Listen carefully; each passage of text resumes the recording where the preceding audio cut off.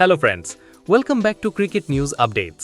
গতকাল শুরু হয়ে গেছে 2026 সালের আইসিসি পুরুষদের টি-20 বিশ্বকাপ। টুর্নামেন্ট শুরুর আগেই সবচেয়ে আকর্ষণীয় ম্যাচ ঘিরে তৈরি হয়েছে বড় অনিশ্চয়তা। সূচি অনুযায়ী আগামী 15 ফেব্রুয়ারি শ্রীলঙ্কার কলম্বোতে মুখোমুখি হওয়ার কথা ভারত ও পাকিস্তানের, কিন্তু এই ম্যাচ বয়কটের ঘোষণা করেছে পাকিস্তান ক্রিকেট বোর্ড। ফলে বিশ্বকাপের অন্যতম হাই ভোল্টেজ লড়াই আদৌ অনুষ্ঠিত হবে কিনা তা নিয়ে সংশয় দেখা দিয়েছে। আর্থিক সংকটে থাকা শ্রীলঙ্কা ক্রিকেট এই ম্যাচ আয়োজনের মাধ্যমে বড় অঙ্কের রাজস্ব আয়ের আশা করছিল। ভারত পাকিস্তান ম্যাচ মানেই টিকিট বিক্রি, স্পন্সরশিপ এবং সম্প্রচার সত্ত্ব থেকে বিপুল অর্থপ্রাপ্তি। সেই কারণেই পরিস্থিতি বেগতিক দেখে পিসিবিকে সিদ্ধান্ত পুনর্বিবেচনার অনুরোধ জানিয়েছেন শ্রীলঙ্কা ক্রিকেটের president Shammi Silva.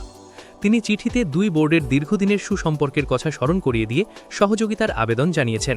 Sri Lanka cricket সূত্রে জানা গিয়েছে, এই ম্যাচ আয়োজনের জন্য বাণিজ্যিক, ব্যবস্থাপনা, লজিস্টিক এবং নিরাপত্তা সংক্রান্ত সমস্ত প্রস্তুতি ইতিমধ্যেই সম্পূর্ণ। দুই দলের ক্রিকেটার, অতিথি এবং দর্শকদের আপ্যায়নের পরিকল্পনাও চূড়ান্ত করা হয়েছে। টিকিট বিক্রি শুরু হয়েছে এবং চাহিদা তুঙ্গে। পাশাপাশি বাণিজ্যিক সংস্থাগুলির আগ্রহও চোখে পড়ার মতো।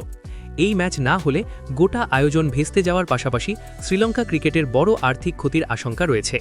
এমনকি দেশের পর্যটন খাতেও এর নেতিবাচক প্রভাব পড়তে পারে। চিঠিতে শ্রীলঙ্কা পক্ষ উল্লেখ করেছে, অতীতে তারা পাকিস্তানের সঙ্গে একাধিকবার সহযোগিতার হাত বাড়িয়ে দিয়েছে, তাই এবার পারস্পরিক সমর্থন প্রত্যাশা করছে কলম্বো। এখন দেখার শ্রীলঙ্কার এই কূটনৈতিক উদ্যোগে সাড়া দেয় কিনা পাকিস্তান ক্রিকেট বোর্ড। সিদ্ধান্ত যাই হোক, 15 ফেব্রুয়ারির ম্যাচ ঘিরে ক্রিকেট প্রেমীদের উত্তেজনা ও অপেক্ষা তুঙ্গে রয়েছে। বন্ধুরা, এ বিষয়ে তোমাদের মতামত কি তা কমেন্টে জানাও এবং ভিডিওটি ভালো লাগলে এখনই চ্যানেলটি সাবস্ক্রাইব করো। Stay tuned for more cricket news updates only on Crick News. Thank you.